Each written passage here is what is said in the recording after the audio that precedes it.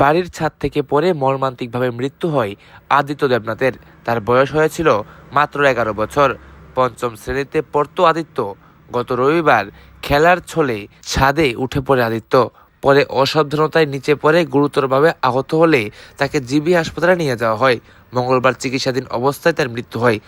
ঘটনা শহরতলির আড়ালিয়া এলাকার গুরুদাসপাড়াতে।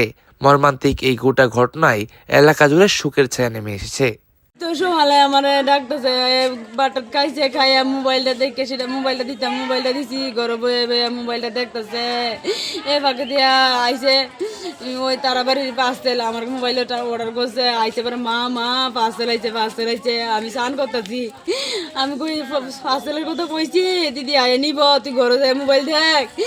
মোবাইল দেখতেছে, তো আবার আমার পার্সেল যখন এনো আইছে আবার আয়া ডাকতেছে মা মা তুমি পার্সেল ওলা বার আইছে, তুমি তুমি ডাক ধো দিদি, পিসি ডাক ধো। এরপর আমি তুই ঘরে যাই মোবাইল দেখ, আমি আইতাছি।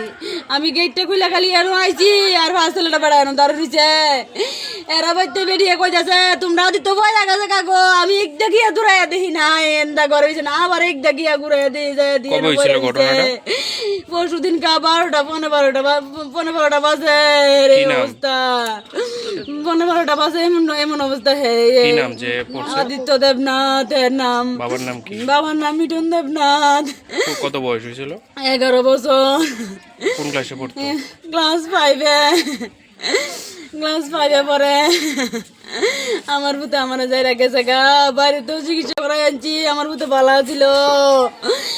মানে এই বাড়ির ভিতরে দুর্গতি দিয়ে বইরা একবারে জিভত কামড় দিয়ে রাখছে, নাই মধ্যে রক্ত জীবিত নিয়ে সেটা আমি জিঞ্জি ভর্তি করাইছি পরে রক্ত জামা জমা বই রাখেছে গায়ের সারা শরীরে আমার। হ্যাঁ মারা গেছে রবিবারে দুপুর 12টা। আজকে মারা গেছে আর রবিবারে দুপুর পড়ছে। আজকে 6টার সময় 6:26 মারা গেছে সকালে। ফায়ার সার্ভিস বা পুলিশ আসতো না, তারা খবর দেওয়া হয়েছে, তারা কইছে আইতো না, তারা লাশ লয়ে দিত কয়ে দিছে রে না। যেদিনকা পড়ছিল ফায়ার সার্ভিস বা পুলিশের খবর না। প্রতিদিন ত্রিপুরা। সন্ধ্যা হলে কি খাবো, এই প্রশ্নটা কি আপনাকেও ভাবায়? তাহলে আজই চলে আসুন কি খাবোতে এই প্রশ্নের উত্তর পেতে।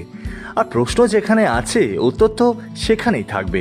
গরমা গরম ফিশ ফিঙ্গার থেকে শুরু করে আছে দম বিরিয়ানি, মোমো, চিকেন কাটলেট, বটকে ফিশ, স্প্রিং রোল সমেত আরও কত নানান মুখরোচক খাবার, যা খেলে শুধু পেট নয় মনও ভরে যায়।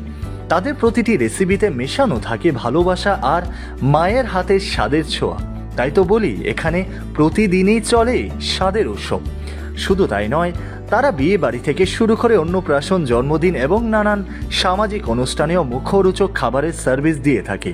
তারা আপনাদের মুখের স্বাদ ও পেটের শান্তির কথা ভেবে সুস্বাদু এবং স্বাস্থ্যকর খাবার তৈরি করে। তাহলেই তো বলছি আজই আসুন, এই বিশেষ মেনু আর গল্পের পরিবেশ আপনার জন্য অপেক্ষা করছে। যে তাহলে কি খবর, উত্তর এখানেই পেয়ে যাবেন। দেখা হচ্ছে কি খাবোতে। আর এই কি খাবার অ্যাড্রেস হলো মেলার মাঠ অপোজিট সিটি কার্ট নেয়ার মদন মোহন আশ্রম।